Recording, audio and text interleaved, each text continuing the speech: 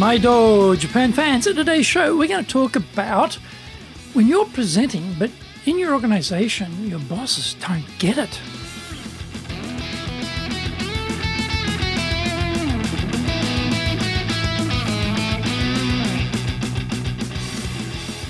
Present or master shimashou.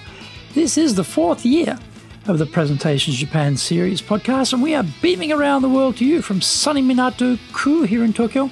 I'm your host, Dr. Greg Story, your corporate coaching and training guy, committed to your success, the president of Dale Carnegie Training Japan and best-selling author, Japan Sales Mastery and Japan Business Mastery. My new book, Japan Presentations Mastery, will be released shortly.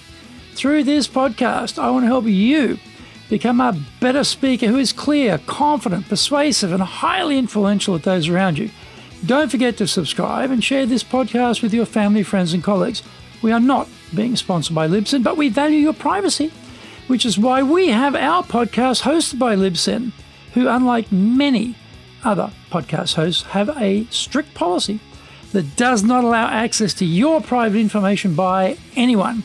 Here is our daily podcast lineup on iTunes. Mondays, the Cutting Edge Japan Business Show. Tuesdays, the Presentations Japan series. Every second Tuesday, the Business Tatsujin no Oshie Show.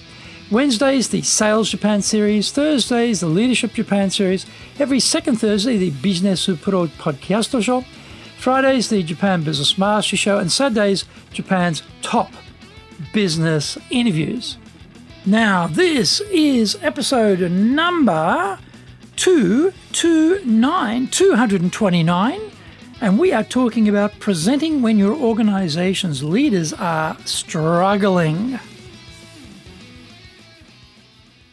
The largest meeting venue in the office complex was big enough to handle hundreds of people, and it was packed.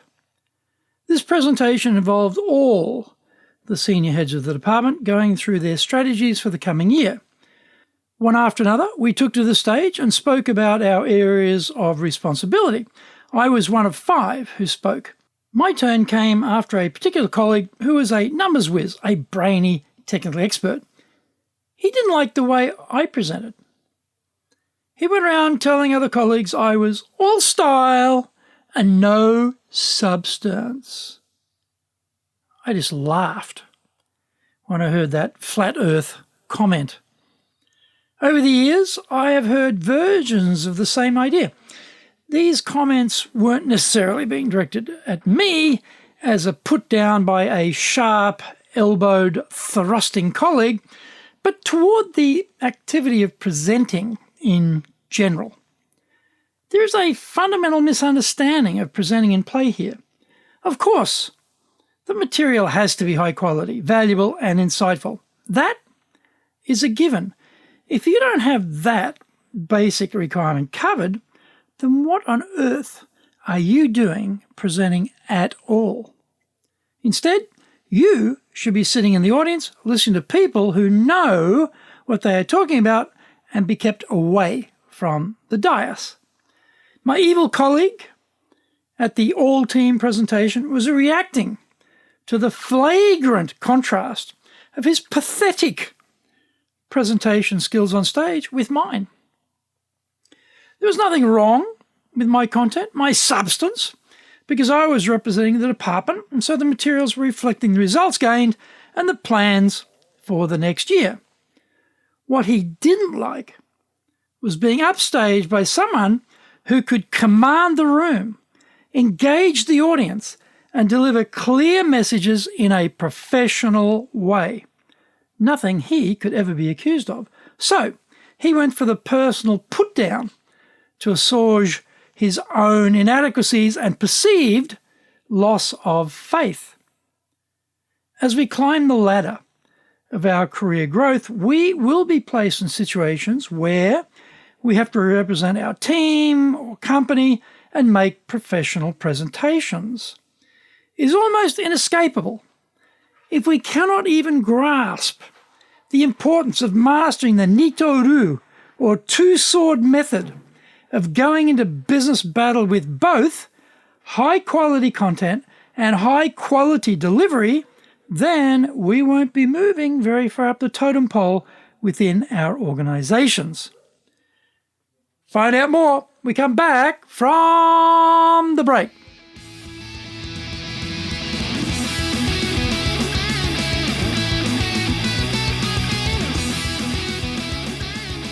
Our show today is brought to you by our public programs, but we also do custom-made in-house classes. Now, we do them in our super safe classroom, we do them live online, and we do them in Japanese, and we do them in English.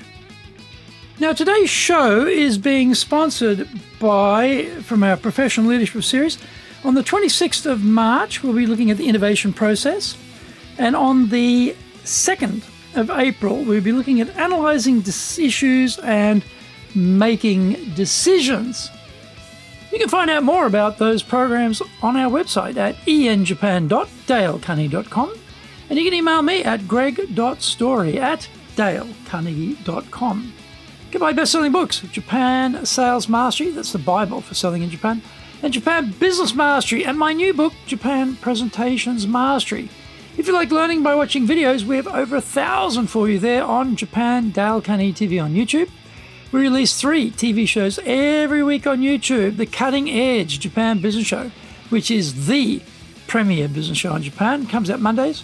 Fridays, the Japan Business Mastery Show, and Saturdays, Japan's top business interviews, where I interview leaders in Japan from SMEs all the way up to the corporate captains of industry on one topic, leading in Japan. Every second Thursday, we release the Business Pro Television Show. Don't forget, you can email me at greg.story@dalecarnegie.com.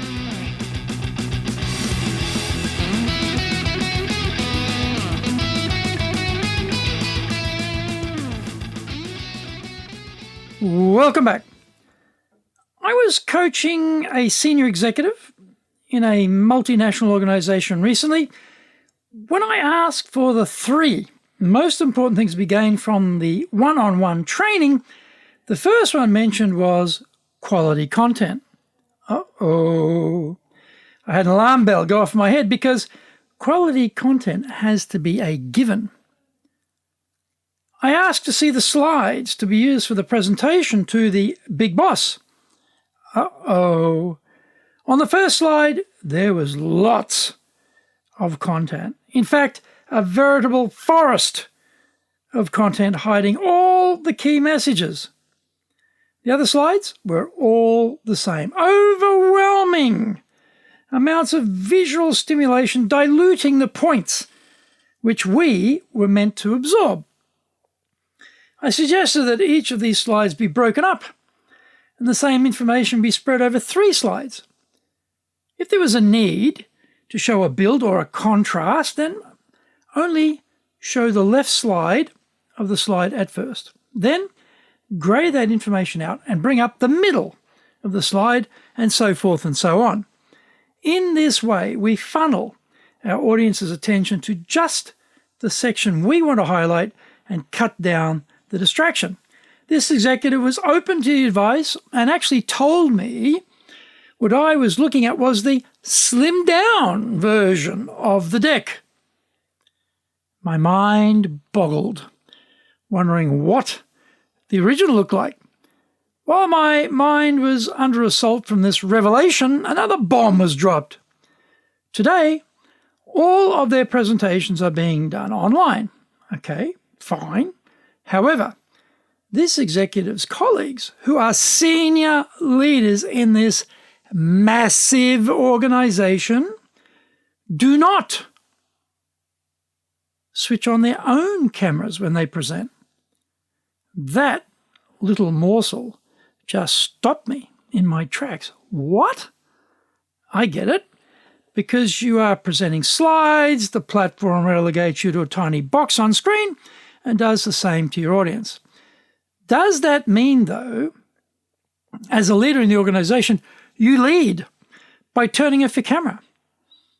Getting people who are working at home engaged during business calls is tough enough without fostering a no-camera culture of hiding. There is a slippery slope here to the wondrous joys of multitasking in the background of calls and no longer paying attention to what is being said or shown during the session. Yes, we are trapped in a tiny box, but we have to do our best with what we have. We need to look at the camera lens, get the lens right up to eye height, and use 20% more energy than normal to work in this visual medium. These are absolute basics, and beyond that, we need to be using gestures and even more energy to engage the audience. Let's master Nitoru presenting and be strong on content and delivery quality, no matter the limitations of the medium we are employing. If we are leaders, we have to set the pace and the standards. There are no excuses.